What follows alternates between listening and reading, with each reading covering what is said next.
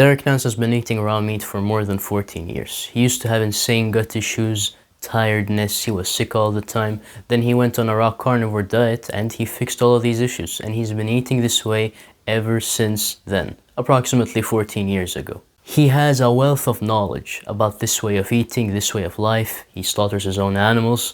And so I invited him to my private community on school called Excellent Health Academy, and I allowed the community members to ask him any question they'd like. Just before we start, I've talked about my two books a lot on this channel. They're only available for community members now. If you'd like to read them, they're in the community. If you'd like to join the community and maybe talk to Darko Velcek or maybe Var Samad in the future, go and join. And I also do 3 weekly Zoom calls.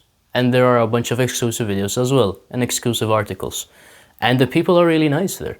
I'm sure you'll love them and they'll love you. So it would be an honor to have you there. And with all the gratitude in the world, thanks to Derek, I present to you this Q&A. I hope you enjoy. Go ahead. Let's get this. Yes, so hello, Derek. Hello. Nice to meet you. Nice to meet you as well. My main question really is, I live in the city in Sweden, in a big city, biggest in the south. It's really depressing, I have to say. And you, in the podcast you had with Excellent Health, you described that you live basically like you live in the countryside. I think you have your own animals, you have your own garden, you grow plants. How do you go from living in the city to having your own animals, raising your own animals, butchering them, and maybe even hunting? Like, because I'm pretty lost. I just finished high school, and yeah, how do you go to that place from nowhere? Well, it's a step-by-step process. And so I found the way to live way later than you. So if you're just leaving high school and the world's open to you, then I suggest try to find the community or a place where you'd want to be, a place where you can access farm fresh animals and farm grown produce from people directly. And I don't know what that looks like where you are, because everybody's general geographic areas are different. So where I'm at in central Kentucky, we have a city with countryside right outside of it. So within like a 30-minute drive, you can get out to the countryside, far enough away from the city where you can find fresh, good land. I don't know what that looks like where you are. Like you might be, and the transportation's also an issue. Like we all have to have our own vehicles. Here in where I live, I have my own truck and I can drive, 200-300 miles if I have to, and to get out to, a good countryside. So there's all these little pieces. And if you're young and just starting out, you have to have each and every one of those pieces or be a part of a community of people who can help you along the way. And so that's kind of where I'd suggest you start. One more question, which I've written down, is, so because you talked about that, you made a lot of like practical guides, I guess, on forums back then on how to butcher the animals, how to store the meat and etc. But is there anywhere, like any way for us, for example, to learn with like practical guides? I'm thinking more like, videos and pictures. Is there any source for that? I don't know of any that do everything like I do. There's just separate sources. You can find traditional butchering online. There's people who will clean out deer carcasses and put them away. And basically that's how you do the animals. And that's how I do it. I've just been so busy with life and I have a lot of responsibilities and just haven't gotten to the point of going through everything I do and putting it in one place. That's the goal. So that's something that I'm going to work on in the future if everything goes good in the next year. So, but as far as other people that do things the way I do, I'm not too familiar with. I mean, there's probably a lot of other sources out there. You'll just have to look for it. I can say that Derek's YouTube channel is awesome. He has a video series where I believe he's butchering a sheep. Yes, a sheep. Oh, And yeah. Yeah, about a decade ago, I uploaded a few videos of me going through the butchering process. The problem was I had another series of videos and YouTube just took it off because one of the videos was me actually using the knife to kill the animal. And so that's one reason why I was reluctant to put a lot more stuff out there on YouTube, because they got real censor friendly when it comes to actually killing in the first part of the butchering. And so I had a couple other videos out there that were just taken down. And so what I have left is on my YouTube channel of what a animal that I butchered a few years back. I wanted to ask you, Derek, because I saw in the video you did with John about your sunroom, and I wanted to ask you, does it let pass all the sun? Because I was in the Swiss and I couldn't sunbathe because of the cold.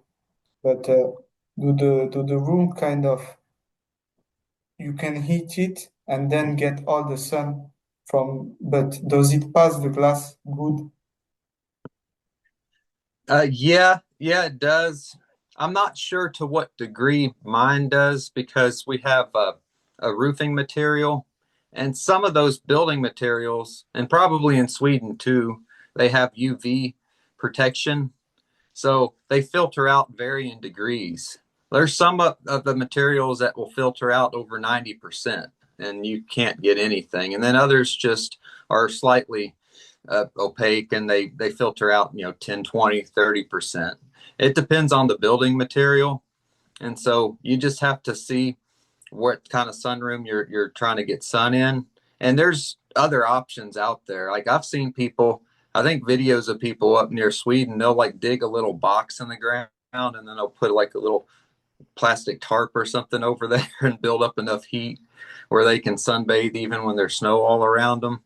Like there's, or just like a little shed or something small that you could put a little heater in just to stay warm while you're sunning, even out in places like Sweden. So there's desperate times, you call for desperate measures. You have to figure out what you can do with what you have. So if you have a little sunroom, just try to see if the glass is UV filtered or not. And if you don't, then you can build something yourself. Nice. And what about the conservation of your meat? You said that before you were freezing, I think the sheep or the goat you had long time ago, Mm-hmm. but now you're kind of air like maturing them in a special fridge. Mm-hmm. And do you feel any difference between the frozen meat? Do you think it's still beneficial, or is there a real big difference between frozen meat and non-fresh conservated one? Right. Yeah, they're differences. And I don't know exactly how to quantify to say that one's much more beneficial than the other. I noticed that the dry aged meat has a better texture and flavor profile when I'm cutting it, and it's just easier to work with. So there's a lot of benefits just off of just the sensation and the taste and the different ways of processing. Like frozen, you have to go through the process of unthawing it, and then it's not really dry all the way, and it's still kind of moist and bleeding blood everywhere. So it's just, from an aesthetic point, I think the dry aged works a lot better than the frozen. But then for longer periods of time, if you have to store stuff away, freezing is the best because it does preserve most of the nutritional value. And I don't think the freezing causes any significant damage.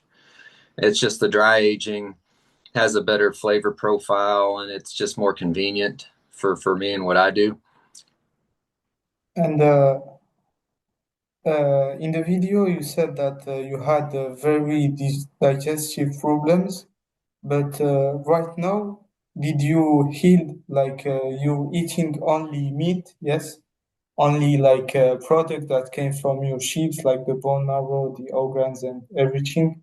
But can you tolerate now like raw milk or fruits or food like that, or is it still a problem for you?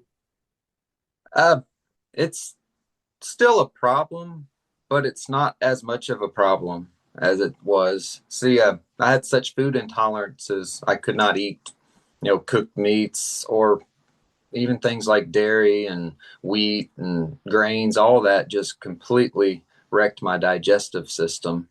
And so I've not really gone back to trying to eat a lot of those foods, but from time to time I do eat other foods, and I'll eat like a small side salad. I'll eat a little bit of coconut or even a piece of fruit like a grapefruit or a lemon every now and then. And so I do other things in moderation, and I can tolerate those pretty well. But what I've noticed is where I'm on a carnivore diet, if I eat anything outside of 90 some percent of what the red meat and the fat and the organs that I eat, then I get digestive upset. Like I feel it, and then I have bloating or diarrhea, and or my fat and the meat just doesn't feel like it digests well, and it hangs in my stomach if I mix it with other things. And so I know I feel, how much of other stuff to eat, and if I taste something that doesn't suit me right, I have a better instinct to know right away. And so I've just been doing that for the last few years and just guided by taste and sensation when I try to eat other foods. I mean, you don't live where your sheep are. They're away from you. But when they do have babies, and imagine like one have just one baby, and there is a lot of milk still Mhm. in her breast. And did you ever think about collecting the milk or doing something with that, or if there's just one baby, about the colostrum, because he's not going to be able to take it all from. I, I understand that a lot of people use dairy as hydration and nutrition. And so I've tried, and you're correct about the sheep milk. Actually, all the milks that I do tolerate sheep milk fairly well. And so I can drink a small amount. But whenever it gets more to than just a day here and a day there, if I try to drink dairy like day after day, it kind of binds up my gut and my digestion, and it throws off my meat digestion. I think it throws me off my ketosis. And so you can probably get really good quality sheep cream, but the amount of work and labor that goes into it, it's just unaffordable. Like I know a few sheep dairies out there, and the prices of what they have to offer, and sometimes it's not really as good a quality as I want because they supplement their feeds and they medicate, and so you never really know. But just the animals where I get the farms where I get my animals, it's just there's no labor setup. You'd have to have a setup to bring them in every morning and a little machine to do it, which I'm not saying can't be done. It's just something that I've not been able to set up. And because of my past dairy issues, I've never really been motivated enough to say, okay, I need to get a bunch of sheep milk in my diet because what little bit I can handle, it seems all right. But if I get too much, it seems to be a problem. But I will collect, sometimes I butcher ewes that have weaned their animal and they still have milk in their bag. And so whenever I butcher one of those animals, I'll collect all the milk out of it. And sometimes it's real thick and colostomy, and sometimes it's kind of thin and watery, but it tastes real good. And I'll collect it and drink it off of the animal. I'm pretty sure our ancestors did that after the hunt before they began to domesticate their own. Well, I wonder regarding the taste of raw meat, or mostly the fat, actually, because I did manage to get a piece of meat from what the people who sold it claimed to be fully unvaccinated, unmedicated, fully grass-fed meat. But to my or unexpectedly, I didn't actually like the taste of the fat, and the meat was okay, but I was wondering, first of all, is it possible that good meat can be of a bad taste to like a beginner, especially the fat? And did you have any kind of issues with the taste at the beginning? Uh, yeah. So what kind of animal? You got a beef? Yeah, beef. Okay, and then the type of fat, do you know if it was like the subcutaneous under the skin, or was it the soot, or where did the fat come from, or was it just Oh, trimmings? actually, I don't know that. Uh-huh. So that can factor in.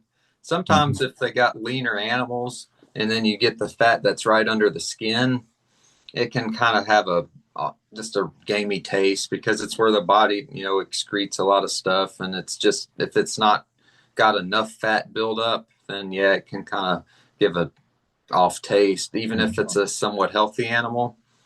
But that's why I try to go for the older animals that have thicker fat and they've had more years to bioaccumulate nutrients. And so I don't know, you have to find out, how old was the animal that you tried and what kind of fat it was. And so there's a lot of other factors that go into being able to judge what is a good fat and what isn't. And so I've been spending the last 15 years of my life, figuring that out. And even I still have trouble, finding good animals and still have issues with it doesn't taste as good as I'd like it. And so I think it's a never ending struggle and you just have to learn as you go. Mm. Okay, okay, thank you. Regarding the taste of the meat, like, did you have issues from the start, or when you just consumed maybe just a little and more every day, or how was it for you? No, I went right into it. I was at a point where my health was so poor and I couldn't eat hardly anything else. And so I just started eating it like right away, like Mhm. right after it was a prolonged sickness. It was back in like 2009. I had a H1N1, some type of flu, and my family had it too. And so I was just bedridden and throwing up and couldn't eat anything for about a week. And then after I started feeling better, that's when I had all the goat meat in my freezer and I just started thawing it out and eating probably about a pound of meat or more a day right off from the beginning. And Well, so, but I was in a desperate situation. I didn't have any other option, so I was forced. So I mm, don't know. It's harder for people who aren't in that situation to try to have the motivation to do such a drastic change all at once. And there are adaptations that take place, but I was in such a bad shape that even those adaptations were more pleasant than the symptoms I was feeling before. A little bit of diarrhea for a week or two, while you adapt wasn't a big deal for me because I was feeling better, a lot better than I was before, even without the adaptation. And then after about 3 weeks, like I was adapted and I just didn't have any issues at all and was feeling better than ever. So my situation is somewhat unique because of the desperate situation that forced me to it. So I don't know how other people who are trying to go into it consciously say, I'm just going to start out little by little. There's a lot of other people that are probably better than me to try to explain you through that process. okay. Thank you very much, Derek. What's your diet look like right now? What do you eat in a day, Derek? Uh, the same thing I've eaten for quite a few years. A couple pounds of sheep meat and half a pound or more of sheep fat, maybe a little bit of the trimmings off the organs. Like I'll have a little bit of liver, a little bit of heart, and whatever bits and pieces of organs that I can get. And then maybe once a week or so, I'll blend up a little bit of the stomach and eat a stomach smoothie. Mm. And then I guess once a month, I'll get some time to go in and crack open the brain and eat the eyeballs and the tongue. And so it's incremental. Like I'll have different parts on different days, just whatever I can get into at the time. And then I'll drink a little bit of the blood, just as much as I can collect when I kill the animal, but not every day, just kind of spread out when I can. And I've been using a little bit of table salt just to give a little bit of salt back to the animal and help me from cramping when I'm working real hard. And then like I'll have a little bit of lemon juice with my water every now and then. And I've been eating pieces of dried coconut. Like I eat a little bit of coconut for, I guess, resistance, starch, fiber, and the fatty acids. Whatever it does, it seems to kind of help balance me. And maybe once every week or two, I'll also have a small side salad, like a little bit of greens, some avocado, maybe a couple tomato slices, and some like oil and vinegar dressing just to season it up a little bit, like an olive oil and vinegar, just to have a little seasoning and flavor to it. And so I'll eat maybe one of those every week or so. And every now and then, like my girlfriend will pickle an avocado. And so you can pickle an avocado and use a little bit of seasoning, and it makes it like really, really tasty. And it helps like unripe avocados soften up and be just right. And I think the enzymes help to break it down. So maybe I'll snack on something like that, like every now and then. I'll just have a little piece of it. And so I just kind of graze very, very slightly on other foods like the coconut, like the salad, and then use the meat as my prime staple. I see. Thank you. I wanted to ask Derek about what do you do with the tough part of the animal? Like, can you eat the tail of the sheep raw or the parts that are really tough? And the bones, what do you do with this? Mm-hmm. Yeah, I try to eat as much as I can eat, without going into any real processing. And so you can scrape, a lot of the back fat off from the skin. You can try to scrape the skin as close as you can. And some of that stuff is like tough, but you can eat it, especially if you need more fat in your diet. And then there's the gristle and the connective tissue that's around the knuckle joints. I try to get as much of the stuff that I can get that's, I can cut into pieces and chew it. And then the bones themselves, you can crack them open and scrape out the bone marrow. And like even up in the knuckle joints, you can kind of scrape as much as you can of the bone marrow out. And then, but I don't eat, the bones themselves. I used to make broth out of the bones, and sometimes I still do for my family. And it's just, I don't tolerate when you cook the tissue. It does make it more, it does fall off the bone, and you can kind of eat the collagen and stuff that makes it a lot softer. And so I don't do that.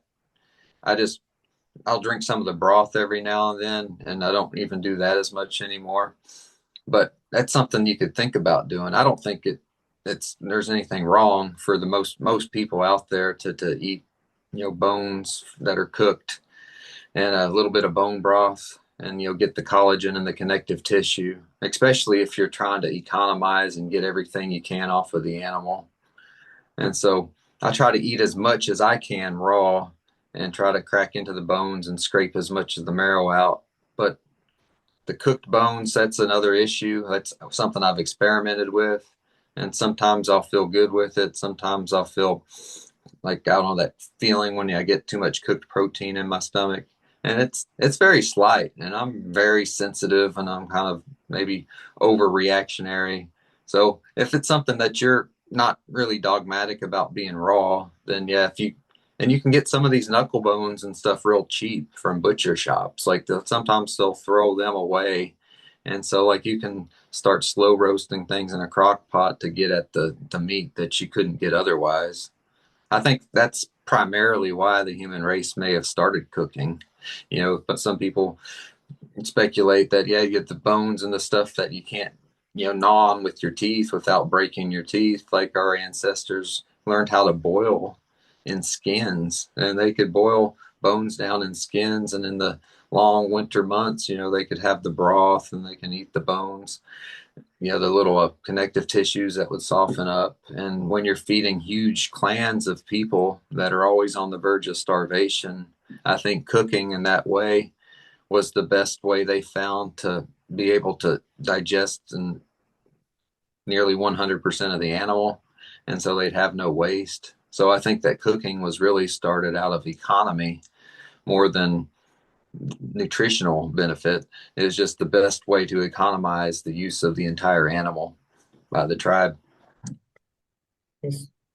And how do you selectionate the animals that you're going to butcher?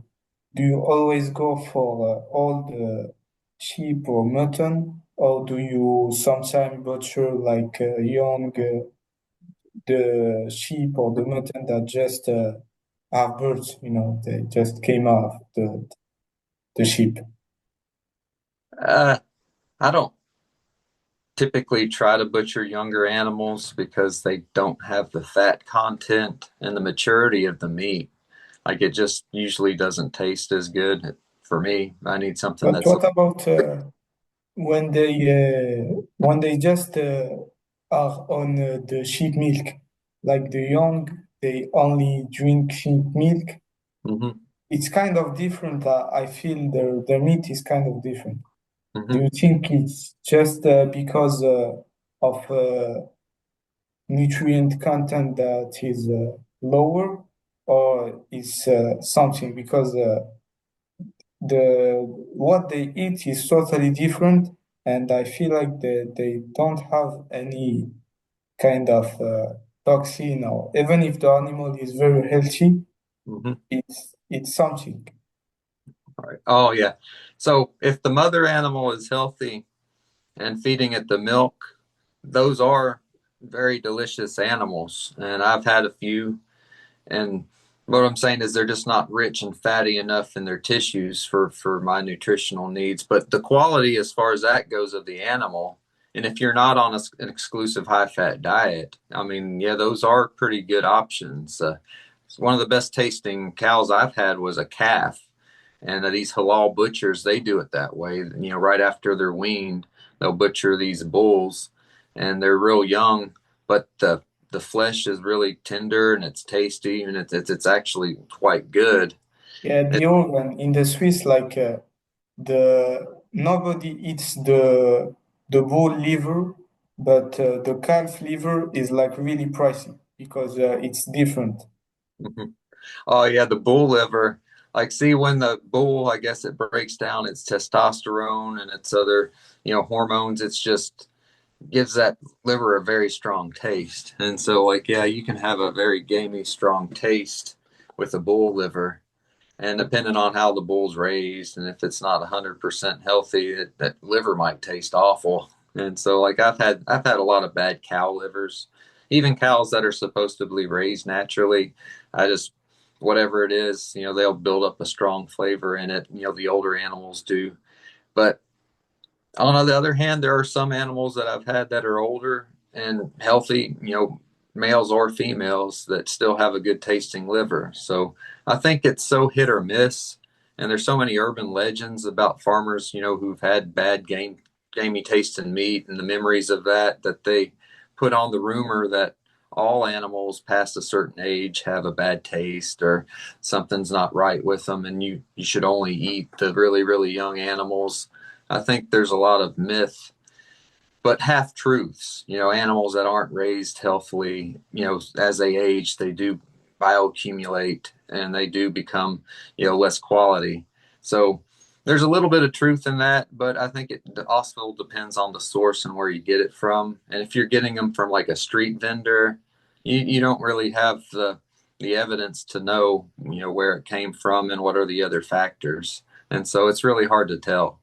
And so that's why I've been, for the last 12, 13 years, going out to the farm directly and just trying to meet the farmer, look at the animals. And then when you're in the field with the animals, you can see how they are and try to pick out, the best ones that you think are good and healthy just from looking at them when they're alive. How do you like? Do you have some kind of logistic, like this sheep and this sheep and this sheep? will not be killed because they're the one that's gonna reproduce, and I'm gonna eat do you just go off and eat the females?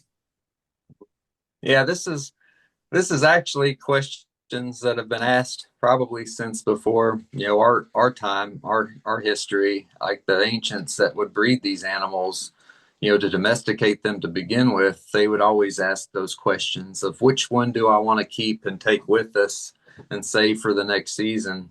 And so I work with a lot of family farmers, and so I get my animals from other farms, but I work directly with the farmers and they know what I'm looking for. And so, and they also know what they're looking for, because usually what I'm looking for and what they're looking for are very closely aligned. They want a very healthy animal that can put on good weight and have a lot of meat. And so that's what I'm looking for, just the animals that can thrive off of the land that they live on naturally and then gain good weight and just have good overall health. And so there's certain signs. And I think that, yeah, the people who domesticated the first animals were much more attuned and aware of those signs because they didn't have any other distractions. They were there with the animals day and night. They tended to them. They were there when the young ones were born, and they helped, you know, nurture and raise and protect them. And they had a lot vested into it. And so there's certain farmers that still, live that way, very close to the animals, and they are very aware. They have each and every one of them named, and they know the qualities of the parents of that animal, and then they kind of follow it down the generations. And so this is how, animal breeding has been for thousands of years into the modern age, into where we are now, where there are a lot of commercial operations that have so many animals they can't even keep track of them personally, and they don't even know the lineage or which one's parents had struggled and which one had health issues 2 or 3 generations down the line, so that they can cull them out. So there's a lot of larger breeding operations that don't even have an awareness of the way that animal breeding was done for thousands of years, and they're just trying to get as many animals as they can raised up to butcher weight so that they can cover their bills. And it's just a money transaction, and it has nothing to do with the quality or maintaining the integrity of the domesticated species. And so, where a lot of these commercial operations are just letting the quality fall to hell, and the health of these animals, are just not even factored in as long as they can get them up to butcher weight. And then that causes the taste.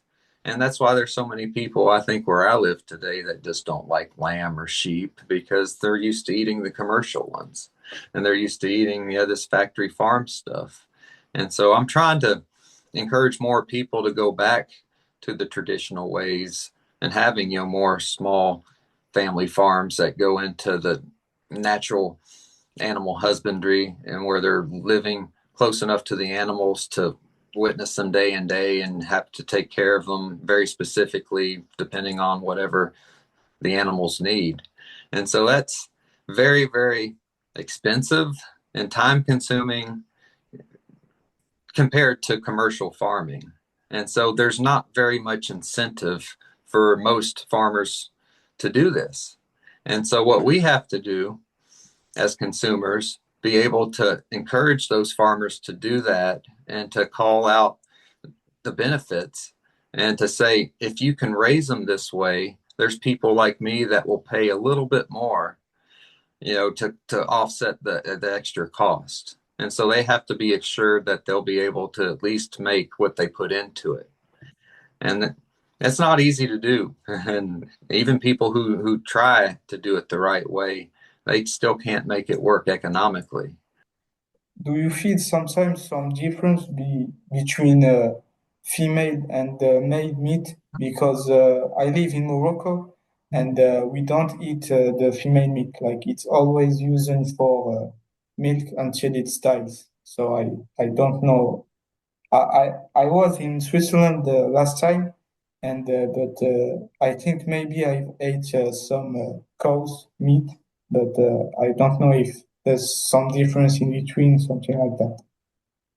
Uh, there's a lot of room for a discussion there because like I have to, because that's what's available, eat primarily female animals. So, and I think that's what a lot of Western industrial farming has geared towards, because male animals are just harder to manage in large livestock operations. They get into a lot of trouble. They fight. Their testosterone, causes them to act aggressively. And so what they've done is they've eliminated most, male animals from the food supply, in the West. And I wonder, like, is it to lower the testosterone? Is it to make men more estrogenic? And there's a lot of theories out there of why, but I think the primary is just the management of these large scale farms. A ram is dangerous. Like most people that I buy rams from, these big rams, after they get 3 or 4 years old, even if they're raised to be tame, there's some instinct that just hits them, and then they have to like just hit something with their head. And if you're just standing out in the field, not watching, there's a lot of people who've had their backs broken by these rams that will just come and just hit them out of nowhere. And so that, Mm. and what they do now is they'll castrate the animals. So like, yeah, there's a lot of male animals that, well, I guess they're male genetically, but they've been castrated and turned into steers or wethers at a young age, and so that they don't develop, the testosterone, the muscular structure, and the aggressive behavior. But what they do is they kind of eat and eat and eat and get fat. And so those are actually pretty tasty animals.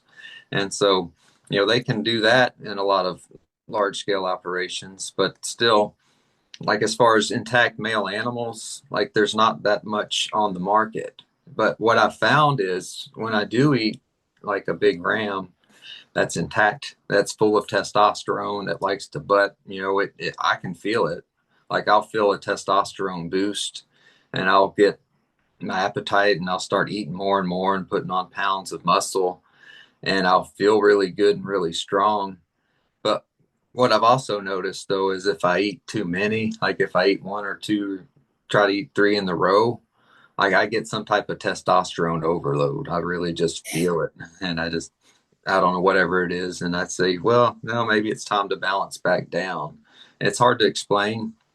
And like I said, if I eat too many ewes, like if I eat too many females, like maybe if I 2, 3, 4, and 5 before I eat a male, I can feel it. Like I think I get super hormonal, and I maybe a little bit too much estrogen.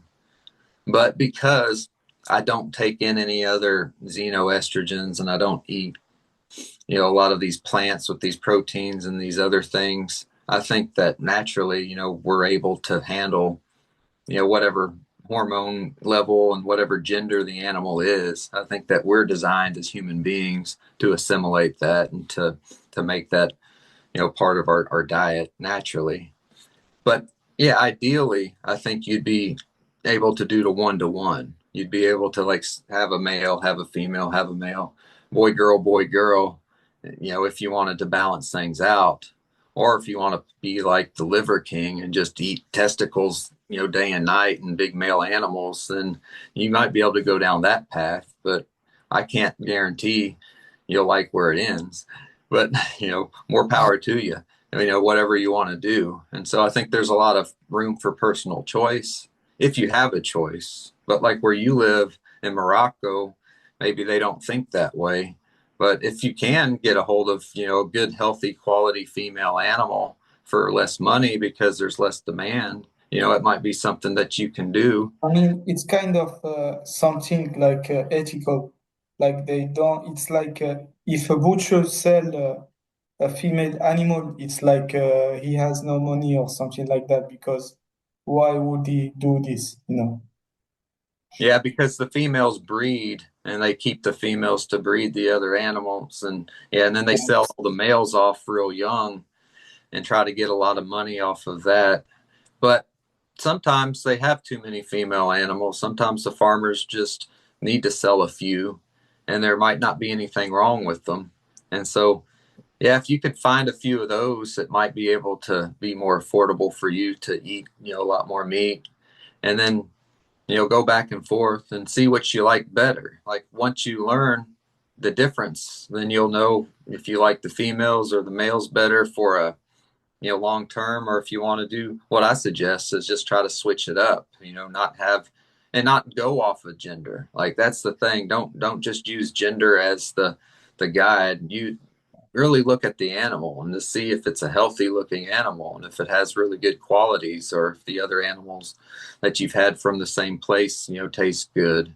And I so mean, we if have you if you we have have the option. something where every year we buy mutton, and we go to a big place where there are like thousands and thousands of shepherds with their muttons, and we kind of see the one that are good, and we bring them home like 5 days, and then we butcher it, and it's nice. That is probably the best thing you could possibly do. And in a place like Morocco, there's probably tons and tons of rural sheep farms that have better quality than what I could find where I'm at. So, like, I think that you're in a blessed place if you want to follow, some of this carnivore diet. You probably in one of the better places in the world to do so. So, I wish you luck on that. I mean, I have two questions. I'll start with the first one, and I don't know if it's really appropriate to ask, but I'm sorry if it's too personal. But after 14 years of this kind of eating, what are your hygienic needs? Like your dental hygiene, for example, or for example, do you use soap or do you use shampoo? Mhm. I typically don't use a lot of soap or shampoo, but I also have to put the caveat where I'm a commercial. Well, I'm an electrician. I work in a lot of situations where I have to go into people's homes, and so for certain times before I go out to work, I'll put a little soap under the pits and wash off. But try to minimalize because yeah, too much soap will dry the skin. So and yeah, use the natural soap made with goat's milk and tallow. There's ways to do it, I think, that are more natural. Mm. And then as far as yes, shampoo, I never really like to use shampoo with my hair. I just kind of rinse it out the best I can and maybe put a little bit of tallow oil in it and oil up the beard. Like, oil is actually very cleansing. Like, you can use oil on the skin and then just rinse it off with hot water, and then the oils will kind of melt the dirt away. And you can just take a rag too. And that's more than anything, it's just exfoliation. The skin is like self cleaning, it exfoliates, like sheds. So all you really need to do is, if you get dirty, just rinse off, get a cotton rag, and just scrub your skin off clean. There's natural hygiene that you can do, and I think that's very, very preferable to the modern industrial way of just slathering yourself with all sorts of products and chemicals, and stripping away the natural oils, and stripping away, I think, the ability of our skin to produce vitamin D, because I think you're taking away, part of those elements that go into producing the protovitamins and the nutrients that get reabsorbed, and the ability to put off pheromones. Like all this stuff is being completely deranged by our modern cosmetics industry. And so I advocate to try to natural hygiene. Definitely practice hygiene. Definitely try to keep yourself clean. And if you're in a situation where it's not socially acceptable to smell like a human being, then yeah, maybe before you go to those engagements, rinse off and use a little bit of soap.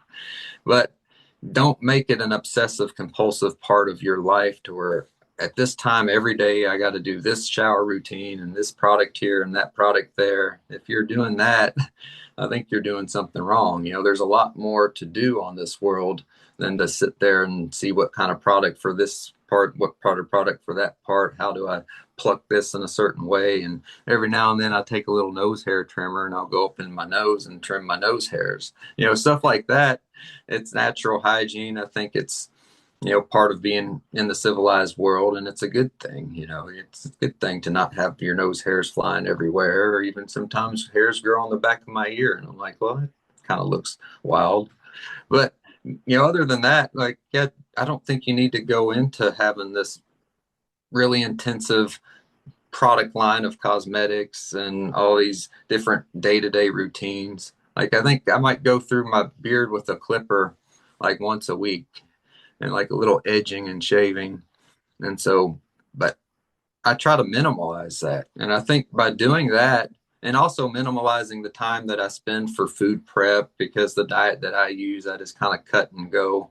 I think through natural hygiene and truly natural nutrition, whole foods that don't take a lot of preparation, you can maximize your time on this earth to where you have more time to just explore or learn or do what you want to do in life.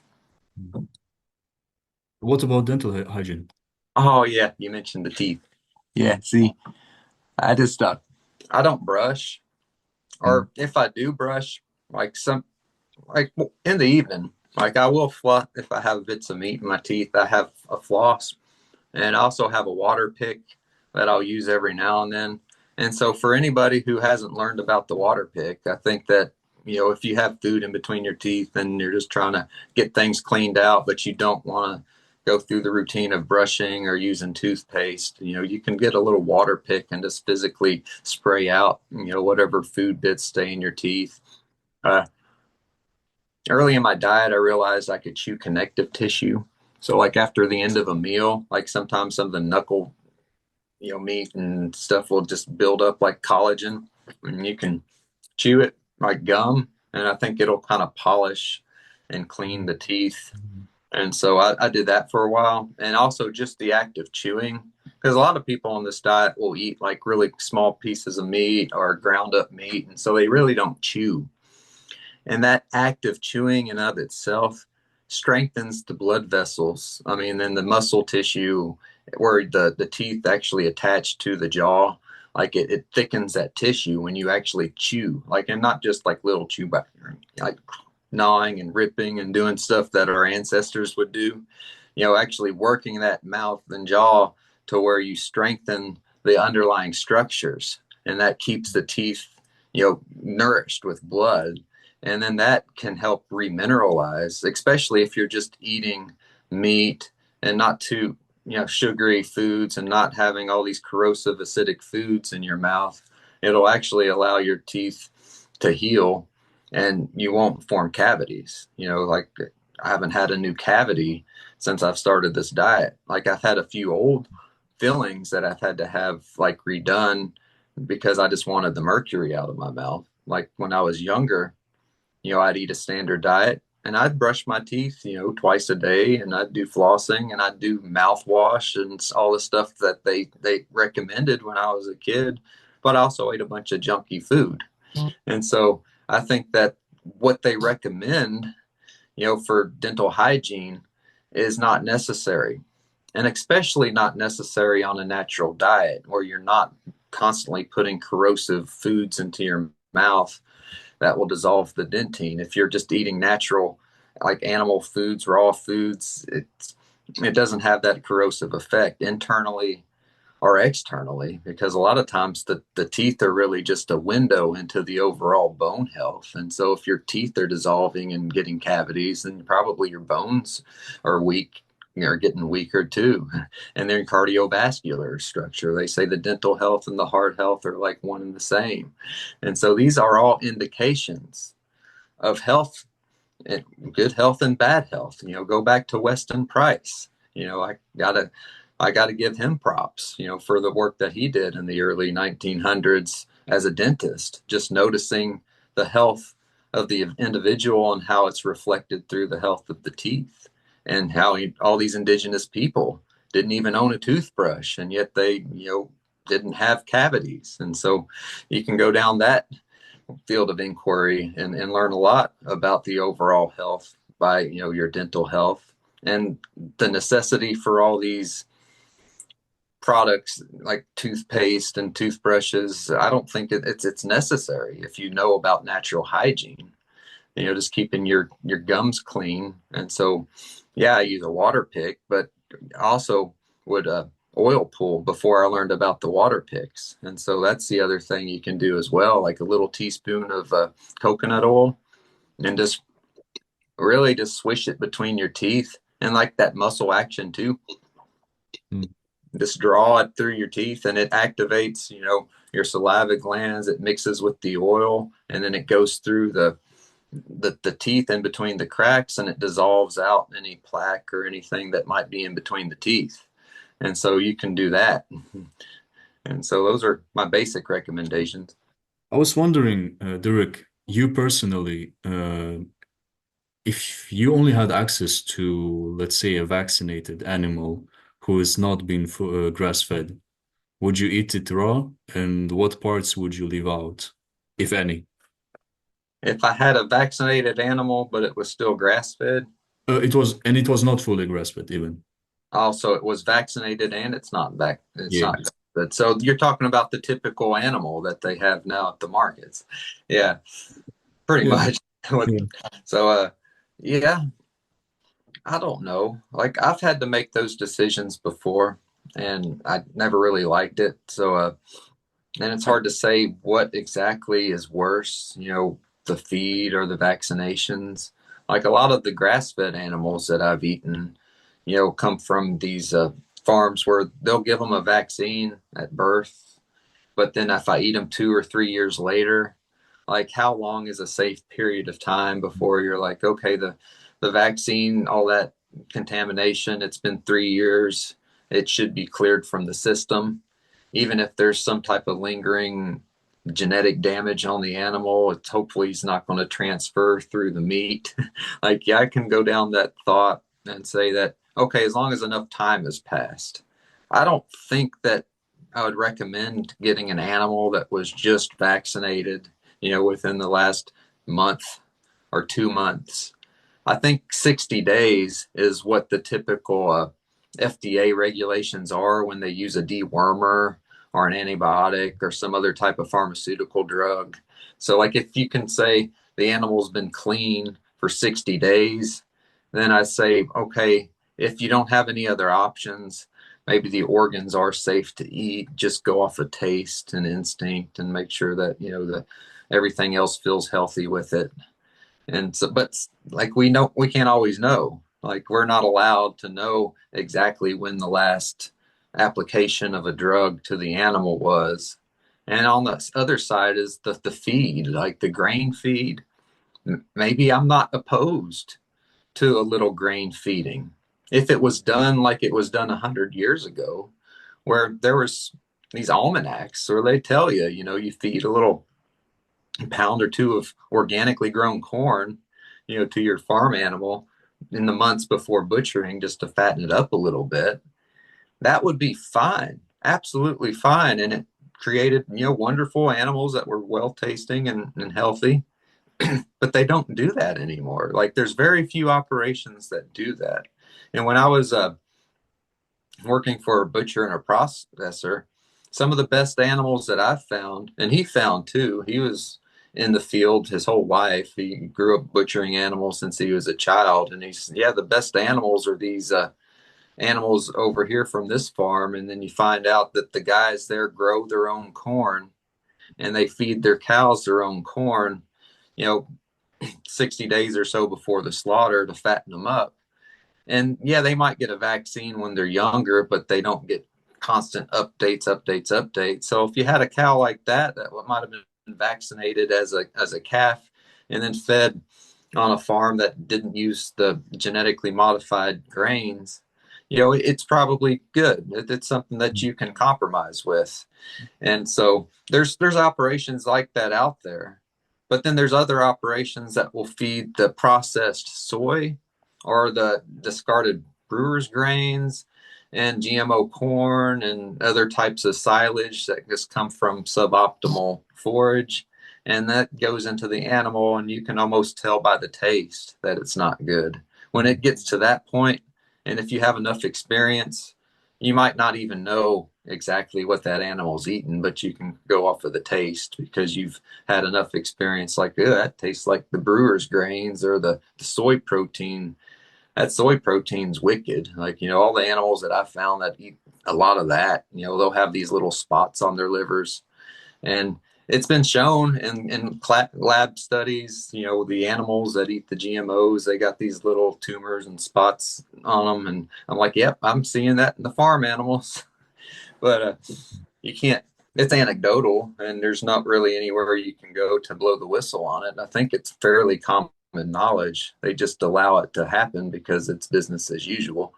So anyway, my advice is, yeah, if you can avoid the GMO grain fed, and if they are vaccinated, try to see if they're not been vaccinated recently.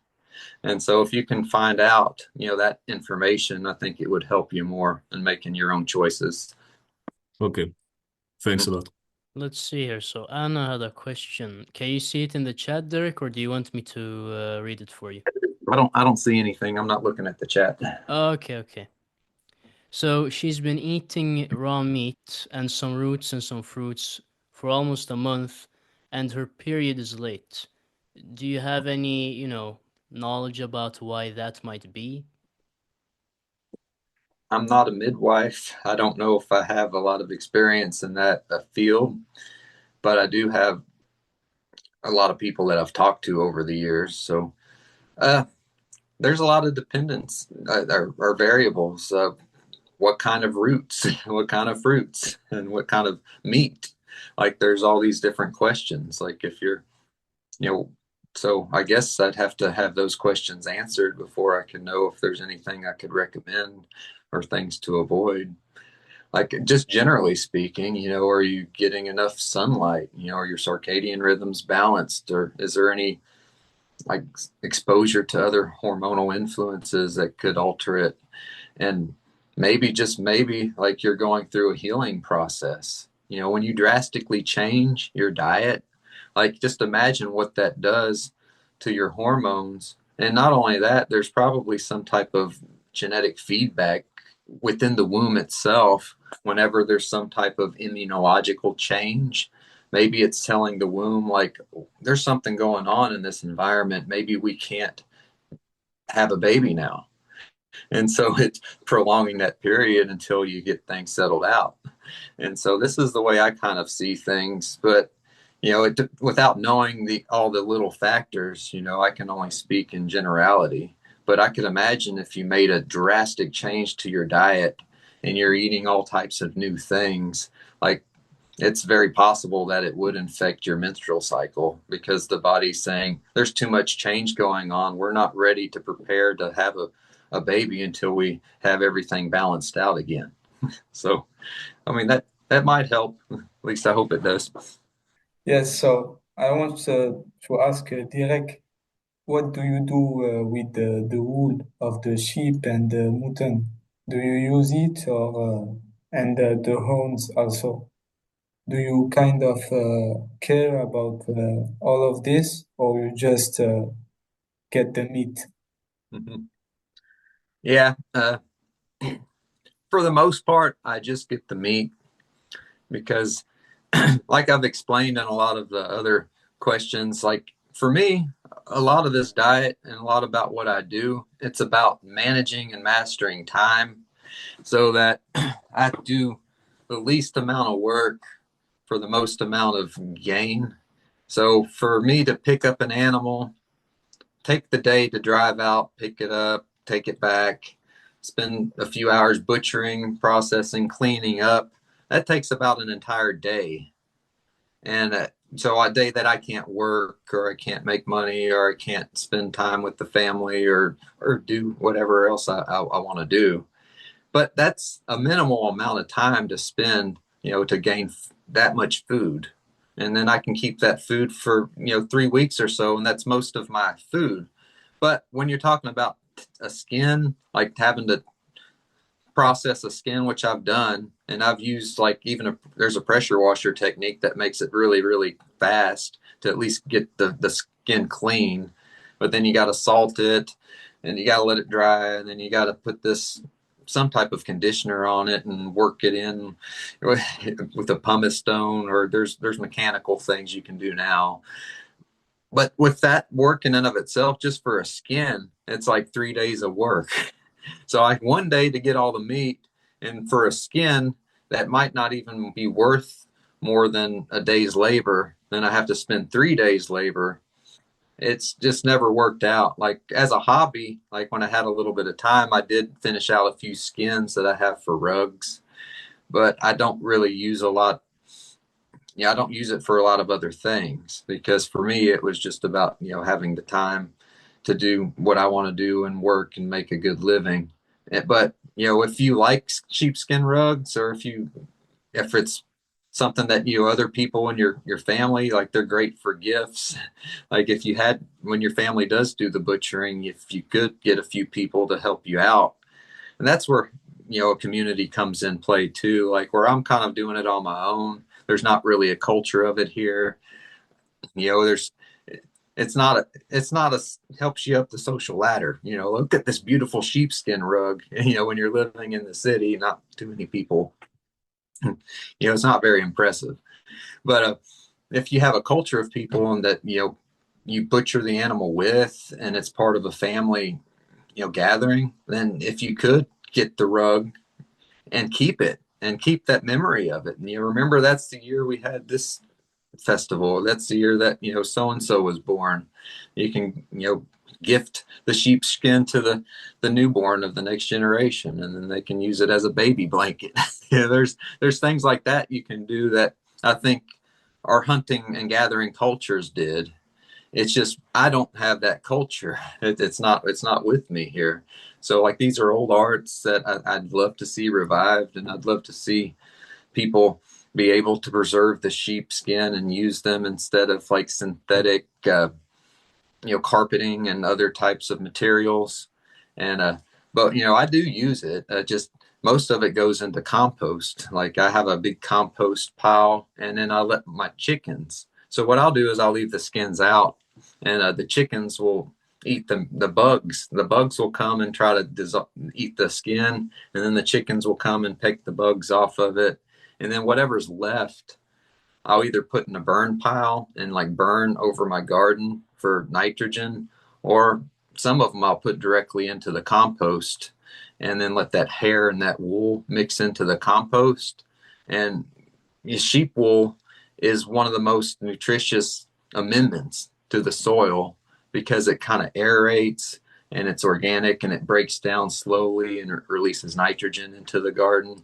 So it gets used. It's just, that's how I've found, the most usefulness for it is just garden compost. It makes the most amazing garden compost. And so I've been kind of tending this compost heap for the last 12 years or so. And so I have a very rich, very mature soil that I can use to grow, garden vegetables with. And so that's what I've been doing. Because you've been eating raw meat for 14 years, and you said in the podcast with Jones that you experienced food poisoning quite a few times. Like, every time you did you, sense it, like, taste-wise, smell-wise beforehand, or like, did you look at the meat you were eating, and did you see anything off, or was it like you ate it, you thought it was good, but then suddenly you had all these symptoms? Mm-hmm. Well, early in my diet, I didn't really know as much of what I was doing as I know now. So when I did keep that chicken in the fridge for over a week after gnawing on it in a fridge that was, I don't think it was cold enough.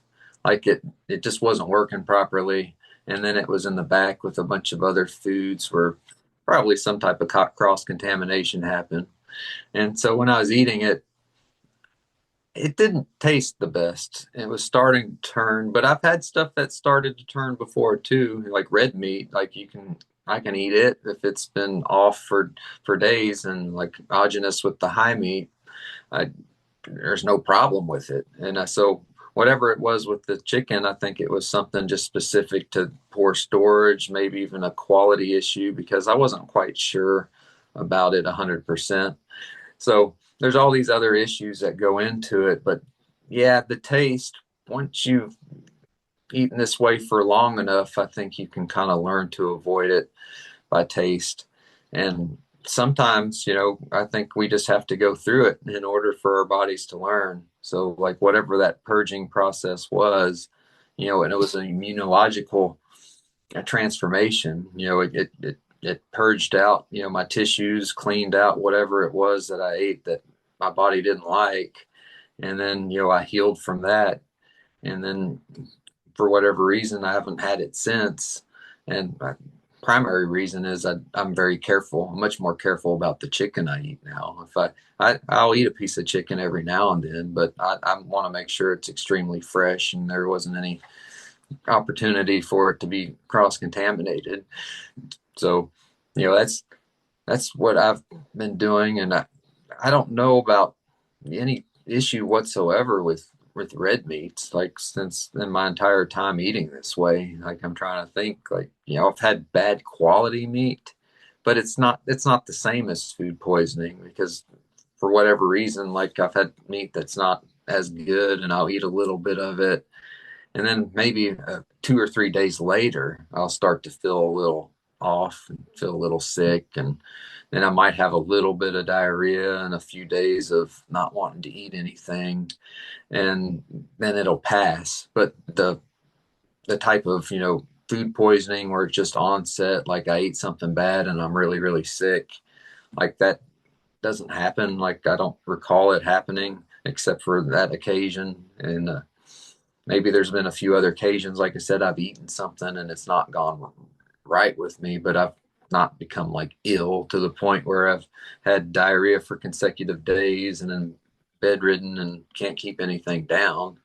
Like I've had episodes before this diet. Like, I used to get food poisoning quite regularly. Like before my flu illness, which led me to living off a raw meat based diet. Like it was probably a few weeks previous to that, I was making these Mediterranean dishes with cooked fish. And so like I had this fish soup that I kept in the fridge and I think I reheated and it was probably just bad. And then I mixed it with a bunch of vegetables that I cooked at a different time. So I was trying to make all these weird, strange mixtures and diet concoctions that I was desperately trying to find, what would heal me. And, I've usually made a lot of mistakes. And so like that fish soup was one of them. And so I got really, really ill and threw up and for about 3 or 4 days, just couldn't eat anything and was just really, really bad. And so I've had that kind of food poisoning primarily just off of cooked meat, like going back, childhood, every time I've had any type of food poisoning illness, it's usually something cooked. So, and on the raw side, I've hadn't had any issues whatsoever, except for that one time with some bad chicken. And so that's the scope of my experience with it. If no one has any additional questions, I think I'll ask one question, actually. There's a scientific field where they, look at the medical benefits of psychedelics. Mhm. And psychedelics have been changing the lives of people quite positively, according to science, of course. There have been Of many course. studies, yes, where they show that, people with depressive symptoms, and it's, the only intervention that they do in this study. So, I mean, we have privately talked about this, of course, Derek, but if you'd like to, share your opinions on it, Mhm. go ahead. Well, I mean, this is one of these topics that we've kind of kept part of the mystery cult for thousands of years, literally thousands of years. We've not been allowed to talk about this stuff openly until recently with the technology and the people in Silicon Valley who are actually promoting this and pro psychedelic research. So I think we're at a good time in history, maybe where we can be more comfortable about opening up and having this discussion. So, but in my other interviews, I never really wanted it to be a distraction because what happens is when you're talking about promoting a natural way of life, in accords to, eating raw animal foods, and then you throw in like this other topic. It's this nuclear bomb of, oh yeah, raw meats and psychedelics. They're great. It distracts from and then you get a lot of people who are, you know, confrontational about it and maybe not as open minded. And so I've kind of hesitated to bring the subject up in a lot of other podcasts, and a lot of the issues between legality and me being a father with custody of 4 children and in a society where a lot of this stuff is still criminally prosecuted. So there's been reasons for me to keep my silence. But, now that you ask the question, I think that, yeah, it's prime time for a discussion, and a discussion from a perspective of somebody or people that live in a raw meat based, natural, holistic diet and way of life. Why can't we integrate these things as our ancestors had? And we can go back into the anthropology of it. There's no time in human history where these things were not used. No, you can't go back and find a time or even a culture, especially an advanced culture. You go back to the Neanderthal times, and there was henbane in the hairs of these Neanderthals and different types of psychotropic herbs. And going back, before recorded history, there's mushroom totems that are 25,000 years old that are found. These were the primal developmental phases of humanity, and the people were using these things in culmination with a way of life, and these ways of life varied from culture to culture, but it's obvious that, these substances that they were using were part and parcel of the evolution of human society. And so it's a wonderful topic to get into. It's been rediscovered. Like, this way of life is something that's not new by any means. Like, I think one of the first practitioners of psychedelics and meat-based diets that I've come across when I was doing my studies was a Bear Owsley. I mean, are you aware of Bear Owsley? Not really. Oh, not really. He's a very interesting character. Like, he's a brilliant chemist, sound engineer, an artist, and he was the sound guy for the Grateful Dead, who engineered what they called the Wall of Sound, which he was one of the first people to put stereophonic speaker systems together that would operate in a stadium level. Like, before then, it was just these little, announcement speakers, and then they played the music over that. But he is the first to engineer the stereophonic sounds that we use in modern day theaters. And he studied about ancestral diets and learned how to live on a meat-based diet. And this was back in the 1960s. This was before there was anything out there in the culture whatsoever. He was promoting, it wasn't raw, he was cooking meat, but it was meat and fat, and a lot of fat. Like 80% of the calories would come from animal fats. And so he lived this way for decades, all the while making wonderful, wonderful discoveries and advancements and working on his art and living a life the way he wanted to live on his terms. And he's kind of enigmatic. Like, he didn't do a lot of interviews, and there's not a lot of real information about who he really was. There's another inventor, a wonderful inventor that I know I'm not going to name, but he's into raw meat, and we've had correspondence, and like, these are transformative experiences for him and many, many others that have used psychedelics in this space. Like, there's a huge affinity. There's a couple friends that me and and I'm not going to name people by names because, it's not my place, and the legal matter makes it very, very risky. So there are so many people in this space and in this culture that are coming to the awareness that these substances have value in the modern age. We can bring them back. Like, they were used at the dawn of civilization in these mystery schools where the alphabet was invented, concepts like philosophy, the even word democracy. What does that mean? Where does that come from? Oh, you mean it came from these people that went to these temples and had these ceremonies and went through these experiences and came back inspired to create what we call the humanities. They've given that to us. And somehow over the centuries, that gift has been demonized and repressed and lost, only to be refound again.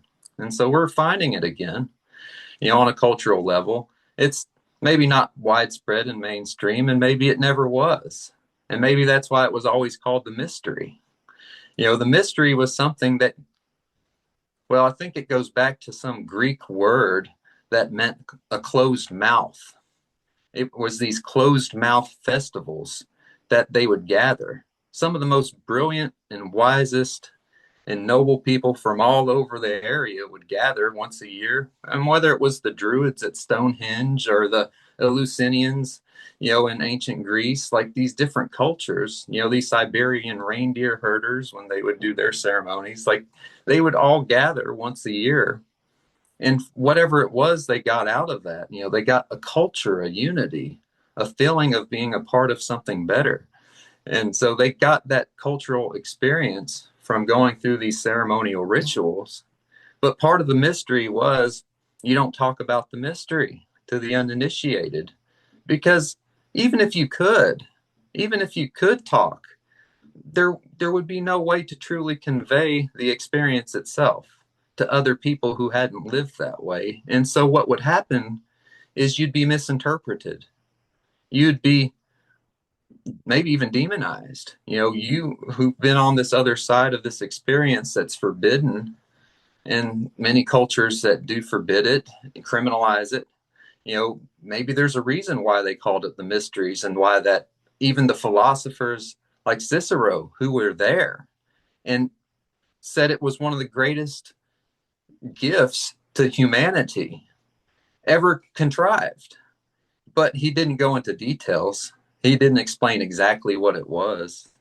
But these wise men throughout history that have gone through that process and have come back and changed, you can see a lot of it was change for the better, and it was improvement. If you studied who I am and where I come from, I was diagnosed with seasonal affective disorder when I was like 10 or 11.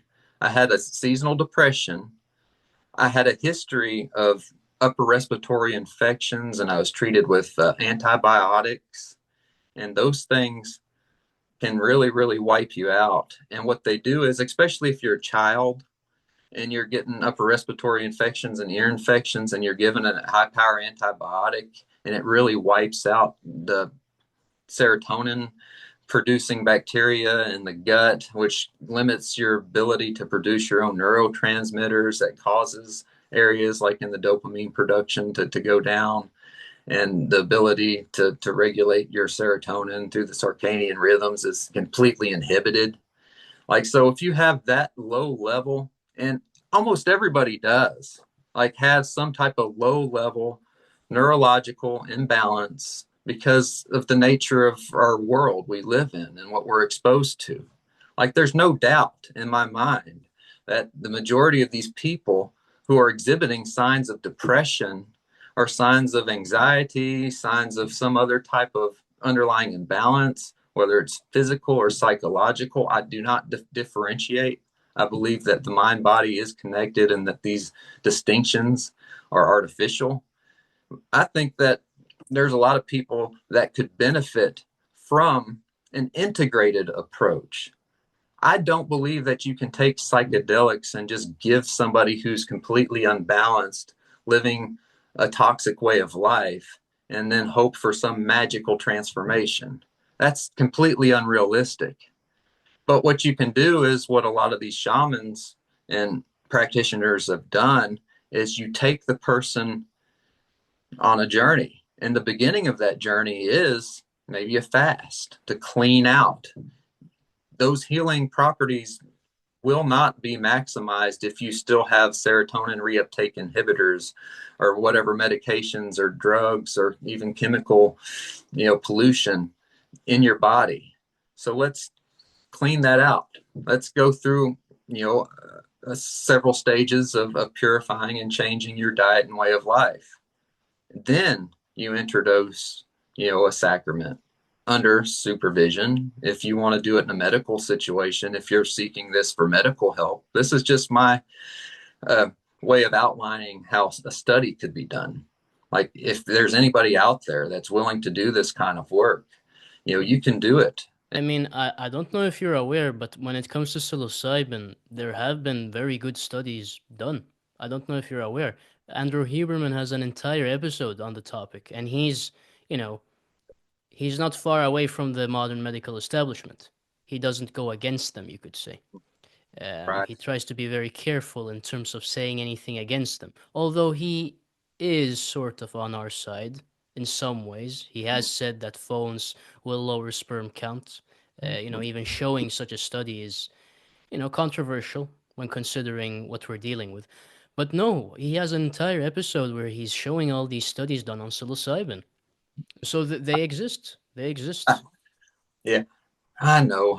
I know they exist, but it seems like I'm trying to say something about making these studies go one step further, and maybe that's where my little input comes in.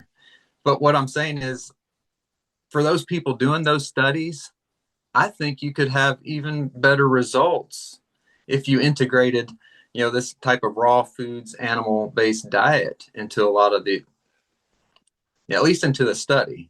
Like, I'm not saying that it's for everybody, but I'm just curious about, taking what we know and the benefits that we know and being able to boost it to another level with, this nutritional aspect.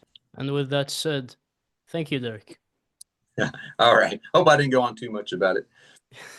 Again, if you like this channel, if you'd like to speak to me, if you'd like to be part of a wonderful community of health conscious people, if you'd like to see more videos from me, and if you'd like to read more of the stuff that I have to offer, if you just like this channel in general and you've been following me for a long or even a short time and you really like what you see here and this channel has helped you, then consider joining the community. Again, we do 3 weekly Zoom calls. There are exclusive videos, exclusive articles, and a bunch of wonderful health conscious people that would love to help you, by answering your questions or by, asking other questions that you might not have thought are important, but then you realize that they're important. When you join a community like this, you become way more health conscious and you start to progress a lot faster because health takes more of a priority in your life. If that is something you're interested in, the community is here for you. Gonna achieve excellent health? I know you can do it.